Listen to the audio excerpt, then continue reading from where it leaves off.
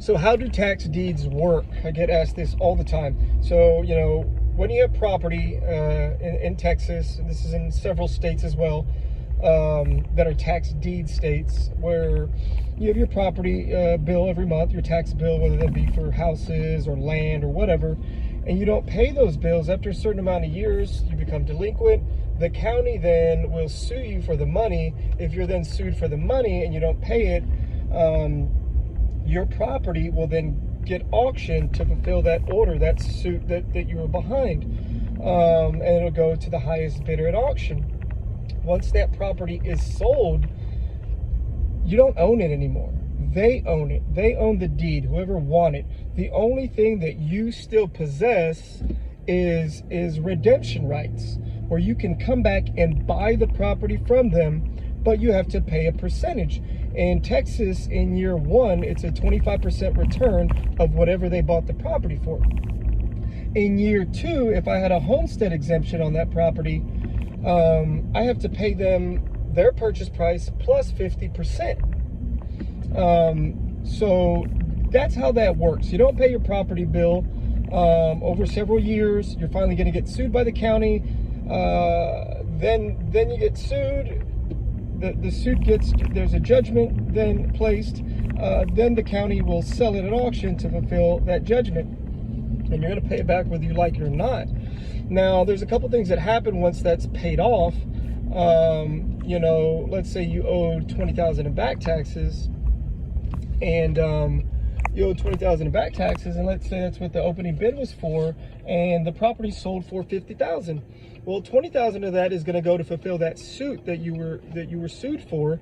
The other $30,000 is going to go to fulfill any tax years that were not included in the suit, and it's going to go to fulfill any code compliance liens that were on there. And then anything left over after that will then go to you, the previous owner. You then got to go file for those. You have 2 years to do that. If you don't go file for that within 2 years, that money will get equally dispersed to all taxing entities. But that's the gist of it. That's how tax deeds work.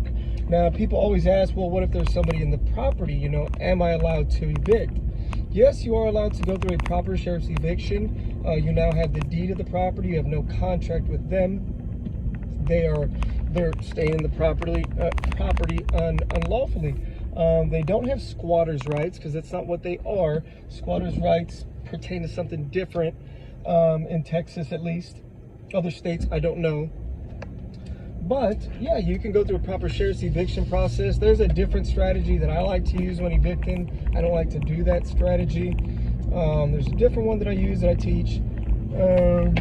But many times the house is vacant, right? That's like what I love about tax deeds. A lot of times these things are just vacant. Nobody's in it. They died, or they moved out, they moved on, or whatever happened. It was left to them in an inheritance or something, but the house is vacant, right? And those are the ones that are good, because as soon as I win it, I'll go in and I'll start rehabbing it. One of the other things too is people think, well, you can't start rehabbing the property till the redemption rights is cleared. No, that's not true.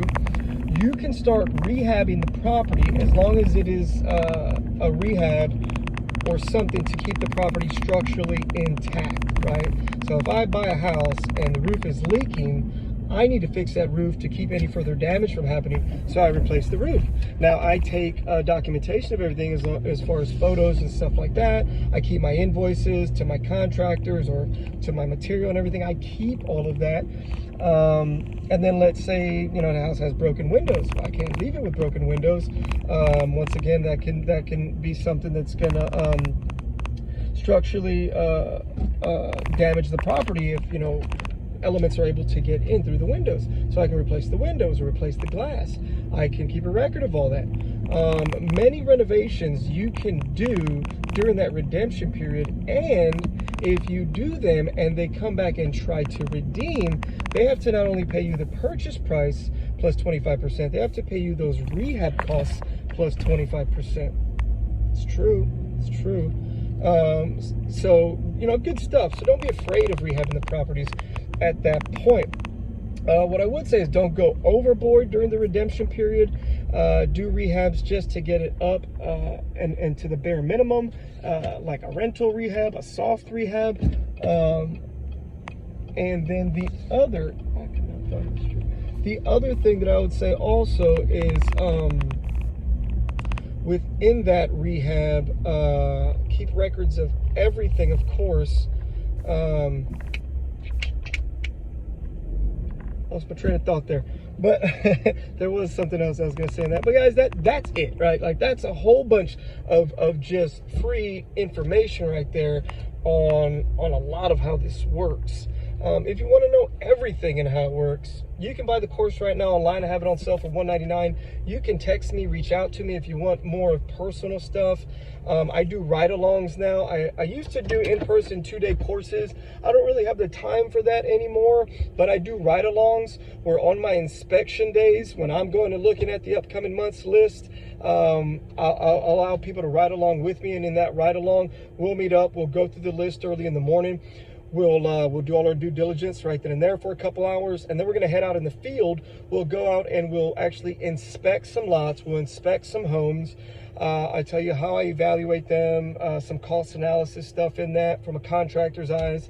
And then after that, we'll go down to the courthouse, and then we'll do that due diligence as far as researching the properties. So if you're interested in either one of those, go ahead and do that. You can buy the course for $199 right now at taxdeedmentor.com. If you're interested more in like the ride-along stuff or the Zoom workshop, I do a Zoom workshop once a month now towards the last weekend of the month. It's a 6-hour Zoom workshop, 3 hours, take a little break, then we do another 3 hours. But it's just a screen sharing and me showing you everything, me being there with you, answering everything, and really going in depth into everything really, as far as rehabs, as far as short-term strategies, long-term strategies, buy and hold. You know, if you want to sell the property on your own, how we can do that, write up your own contracts. Just a whole bunch of knowledge that's in there. Good stuff. I got a bunch of testimonials from people that have taken the course. So it's good. I would say only do this, though, if you are serious and you have cash. If you do not have money to go buy right now, or partners, or an investor, somebody that has that liquid to go buy these properties, because you have to pay that day. My advice to you is probably isn't the best strategy for you, because you need that cash to go compete. You need to be super patient and wait for your deal, because you're not going to win one every month. It may take you several months before you win one, but if you can be patient enough to do that, the ROI on these things is tremendous, right? And the cash flow is tremendous. And they're great, man. But once again, you got to have that cash. And then you got to have the cash to rehab if you're going to do that. But even if you didn't want to rehab, you could just buy and sell lots. You could buy and hold lots and do that stuff. But anyways, guys, you can always text me and find out more information at 210-767-CASA. Text me there. Or you can buy the course, like I said, at taxdeedmentor.com.